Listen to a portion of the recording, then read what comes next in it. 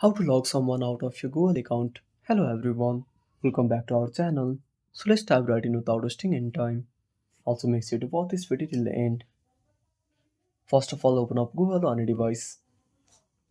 Now tap on the Google at the top left corner. Now tap on the profile at the top right corner. Now simply tap on Google account.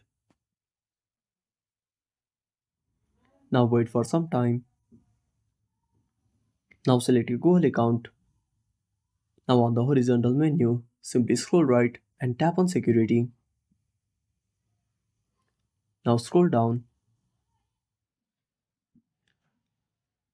Now tap on your devices. Now tap on the device you want to log out from. Now wait for some time. Now enter the phone screen password. Now simply tap on sign out. Again tap on sign out. And that's it. Thanks for watching. Make sure to subscribe our channel and hit the bell icon. See you in the next video.